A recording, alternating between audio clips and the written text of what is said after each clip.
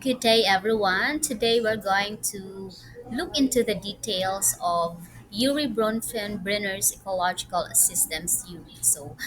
This theory reminds us that learning doesn't happen in isolation. Instead, every learner grows no, and develops within a network of systems that shape their behavior, attitude, and success in school. So, as future educators, we need to understand these systems because it will help us see our learners holistically beyond their grades and classroom performance. So let us begin by closely looking at first the most immediate layer of the learner's growth and development. So we have here so if you by the way before looking into the first layer we have here the um, representation of what ecological systems theory looks like. So it consists of different layers. So if you look at the picture on the screen, the individual as a person is surrounded by different layers. We have here the microsystem as the first innermost layer of the person's development, followed by the mesosystem, exosystem, the macro system, and the chronological system. So the first system we have here, microsystem. So microsystem is the learner's immediate environment, the primary environment, where there is, take note, direct and regular interaction that take place. So these include relationships with family, teachers, peers, and caregivers.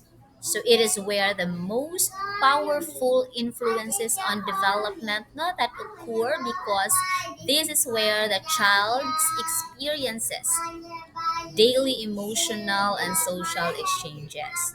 Now the question is, does it always follow that the parents, the biological parents of a child, will automatically be considered as a microsystem? Because if you look into my example here, family is an example of a microsystem.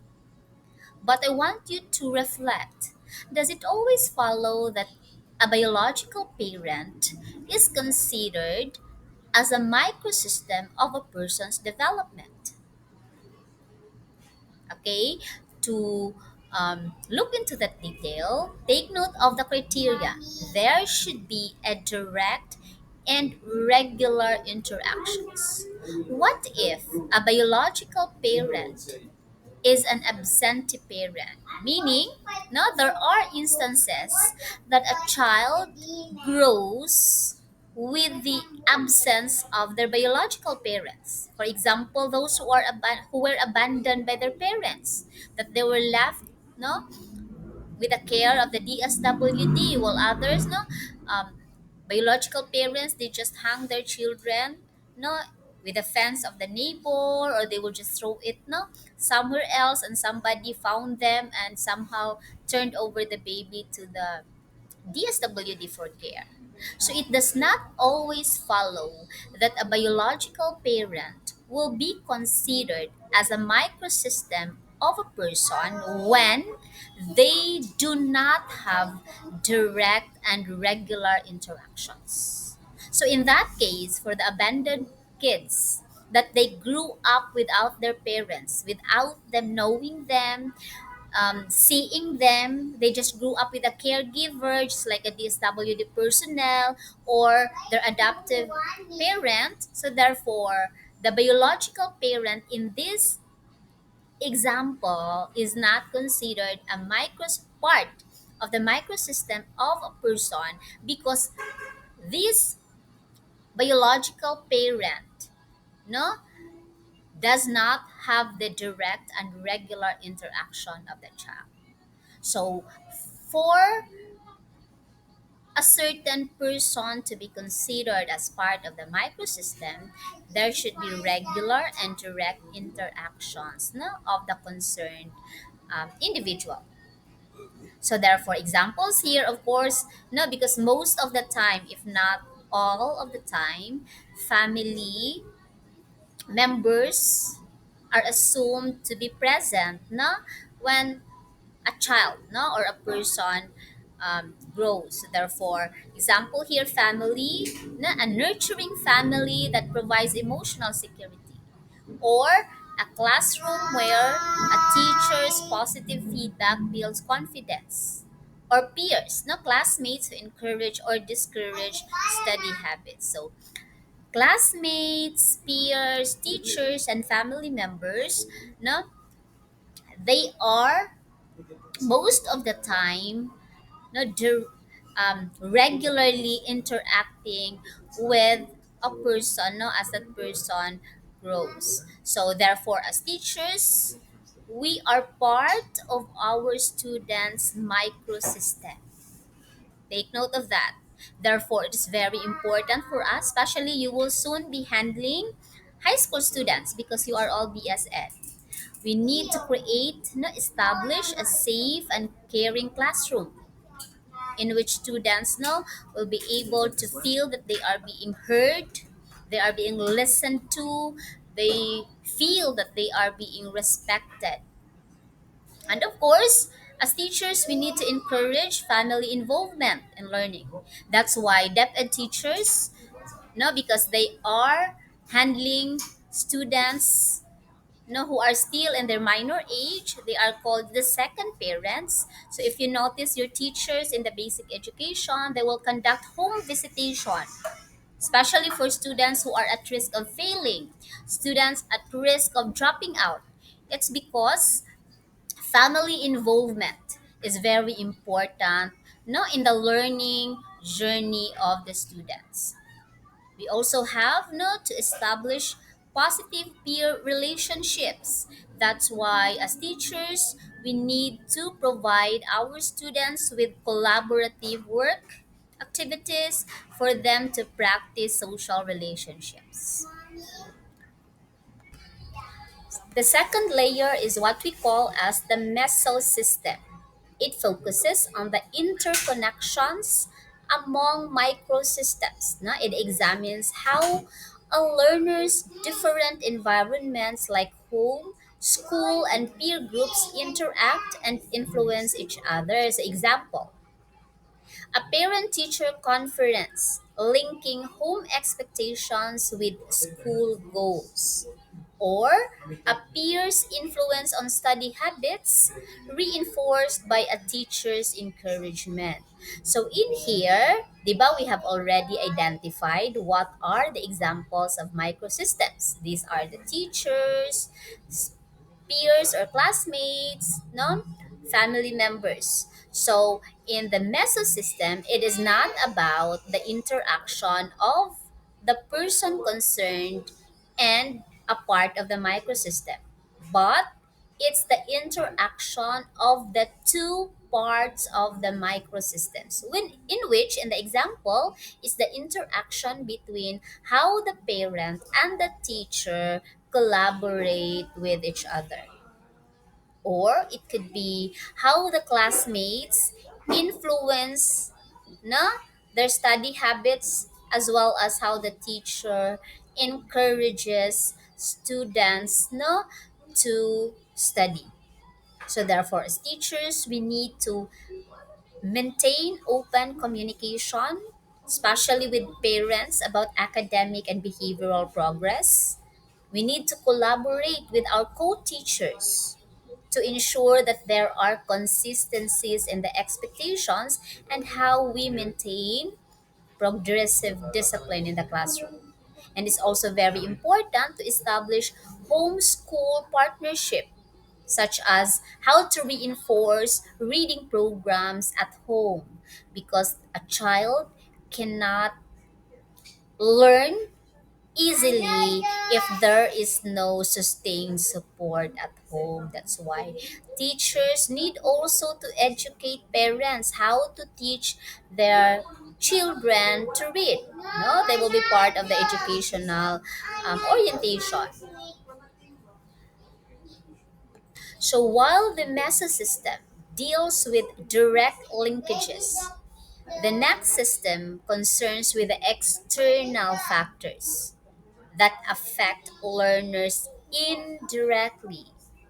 Take note of the word external factors that affect learners indirectly. We called it exosystem.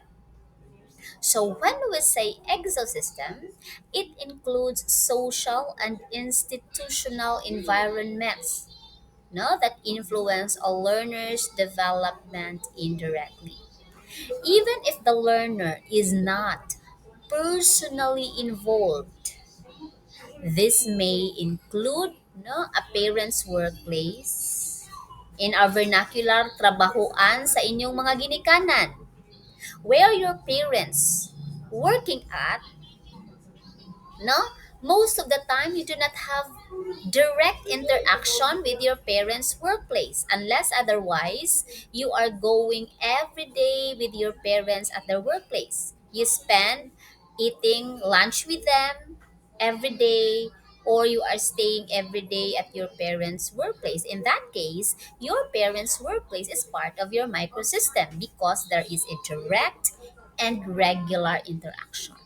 But in the event that your parents' workplace is not part of your daily routine, then therefore your parents' workplace is part of your exosystem. It is part of the external factor on which it affects your development as a person.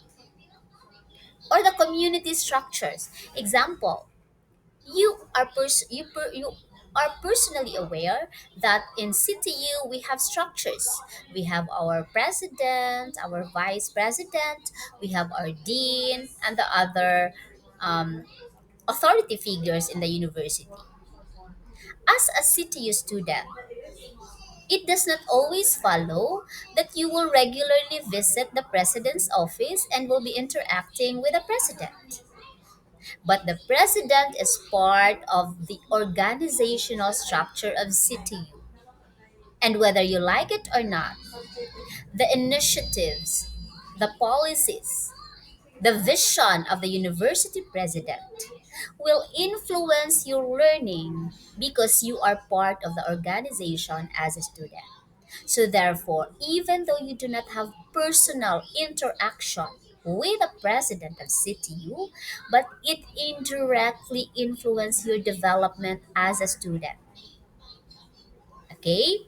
So, therefore, school policies or even media content, it shapes your beliefs and attitudes, or even it influence your learning, because as part again of the CTU, as an institution, you are to abide school policies and the initiatives of the university, whether you like it or not. No, you will be indirectly influenced by it because it will be cascaded on how the teachers will handle the class. What are the programs that as students you need to be engaged in? What are the requirements of the program? Same goes with the workplace of your parents. In the event that the workplace of your parents is not part of your daily routine, so therefore the workplace of your parents is part of your social external factors. Therefore, if your parent is stressed at work, indirectly it will affect you, because when your parent will go home with the stress and the overload that your parent is experiencing, it will manifest at home. There is a possibility that even if you're just asking your parent, they will shout at you, getting easily irritated, or ignore you because they are too busy at home. They are bringing their work at home. So if your parents' behaviors and actions at home, especially, no, there is that um, linkage, how they behave, at home with regards to how it influenced their work. Therefore, whether you like it or not, as a son and as a daughter, it will also influence and affect you as a person, no, your emotional state at home. So, these factors, social and external factors, even though we do not have direct contact with, still it will influence us, no, as a person. If your parent is well compensated at work, if your parent is happy at work, it will also be carried at home. You will be provided with your parents, with your needs, even your wants, and the outlook of your parents will also somehow reflect the kind of mother and father they are at home, because they are happy at work, they are being listened to at work. Okay, so this is the exosystem. Therefore, as teachers, it is very important to respond to exosystem influences. We need to be sensitive to external challenges. That's why, as basic education teachers, being the second parent, you need to know the economic and the social background of your students. You cannot demand something that they cannot even afford the basic needs. For example, you cannot demand them not to be um, buying expensive school projects. You expect them that all of them can afford. That's why it's very important not to home visit, so that we would know the financial capacity of our students. And we would also know if there are parental absence. To whom are these students living with? We need to also collaborate now with community programs such as LGU feeding programs. If you notice, no, DepEd, they have the feeding program, or um, even the religious institution, they will conduct no spiritual lectures or catechism during Fridays.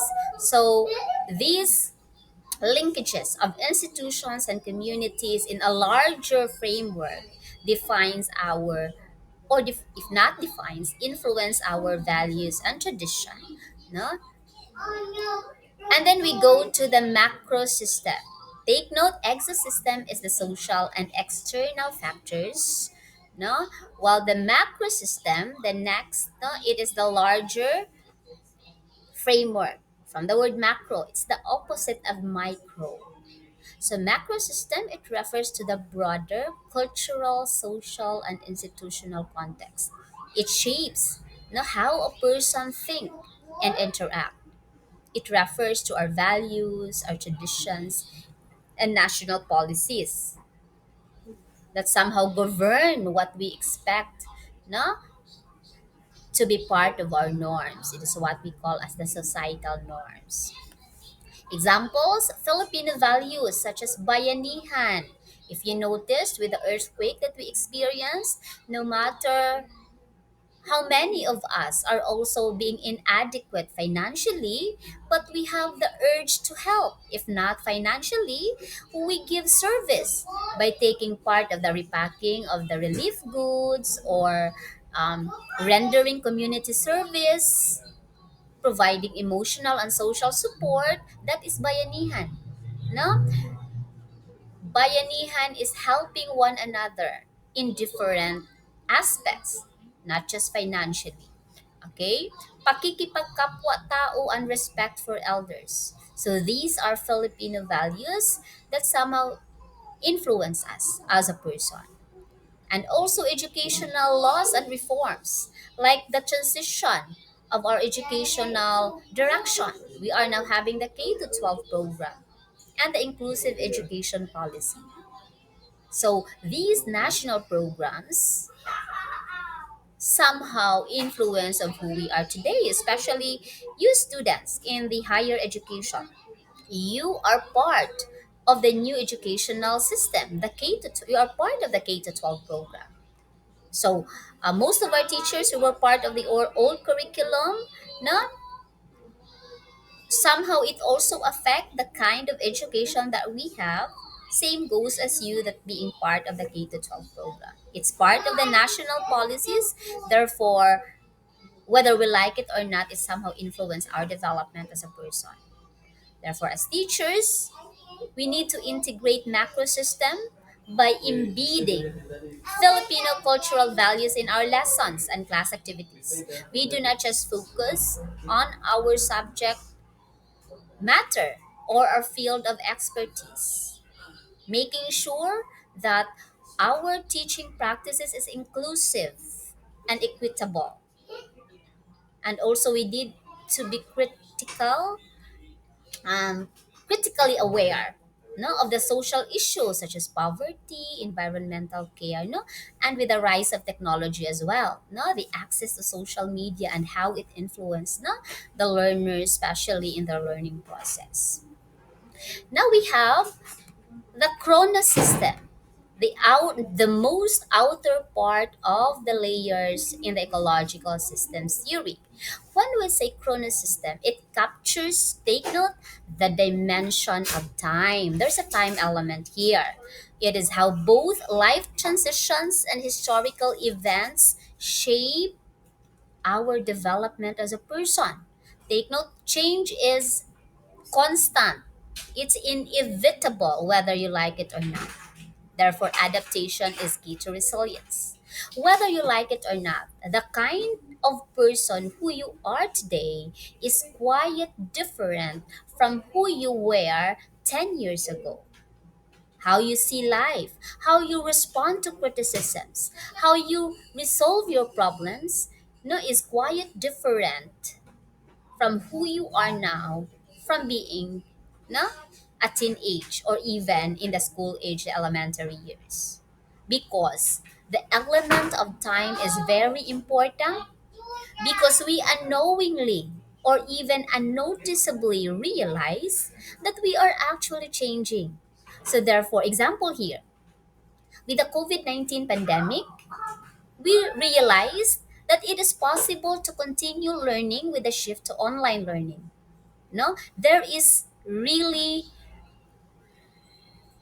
no it is not a necessity anymore to be convening a face-to-face class just to continue learning in the classroom.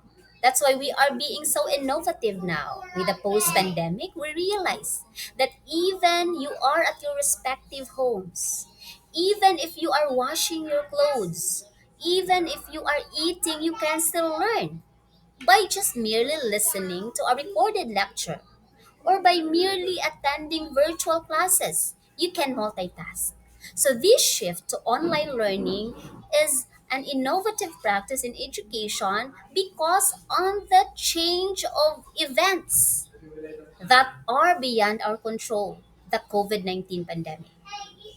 There was a transition, if you recall, 20, year of 2020, at the peak of the pandemic. All of us were struggling how to shift to the traditional face-to-face learning to modular and to online learning. Many parents complain, no, on social media that they cannot bear the pressure how to aid, no, the teaching of their kids at home. Same goes with the teachers, especially the older ones. How to manipulate the technology, how to maneuver the online applications to conduct online classes. It was a transition of events, no, that naturally unfold. We do not have control of it, but we were able to adapt. We became resilient of that change, or just merely the transition of development from being child to an adolescent, with the with the physical changes, with the emotional changes, because they're not that uh, a change of no with that development, it is given that we transition. When you recall, when you transition from grade 6 to grade 7, when you transition from grade 12 to first year college. So these transition of life events impact our motivation whether to move forward or being stagnated. So therefore, as teachers, we need to support these time related changes, making sure that in our level in the classroom activities, we are able to build resilience among our students, how they become adaptive, no, with the changes of their life events, and also with the natural events, no, that will just unfold, no, and are most of the time beyond one's control, no, to be happening. So um, to look into the situational example for us to somehow appreciate the very context of these layers, no, example here, the microsystem, a child's family support. Family as a microsystem of a child, given that they have direct and regular contact. If the family support combines with the school youth center collaboration, there is already an interaction of two parts of the microsystem, which is the family and the school youth center. Then that is mesosystem,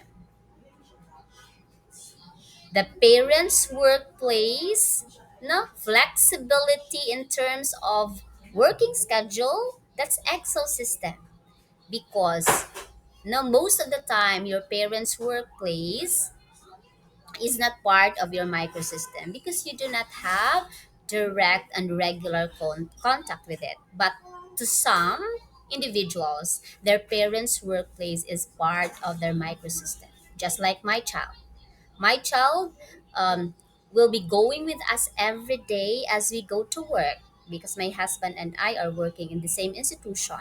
So therefore, my child will consider no their her parents' workplace as part of her microsystem. Okay, and of course cultural norms on gender equality, no, there are instances now that I was able to read the Facebook page of CTU Confession. There an argument about the acceptability of LGBTQ community in our institution. So that cultural norms on gender equality that refers to macro system, the larger framework, no, it shapes inclusivity. And the COVID-19 pandemic, no, the chrono system, which transforms learning into different modalities. We can conduct asynchronous class, synchronous class, no, and of course, no, there's also what we call the combination, no, of both. We have the flexible learning. Another situational examples here, the peer influence is considered as a microsystem. It affects one's self-esteem, but with the interaction, no, of two parts of the microsystem. Example, no, the teacher and parents partnership, that is what we call, or the guidance counselor partnership and the parent or the teacher, these are interaction and the parts of the microsystem, that is what we call the mesosystem. The advertisement and the media exposure, this is what we call the social and external factors, is what we call as the exosystem, will somehow affect our behavior. And the legal systems is considered as the macro system, and the climate change considered as our chrono system, which define the larger context.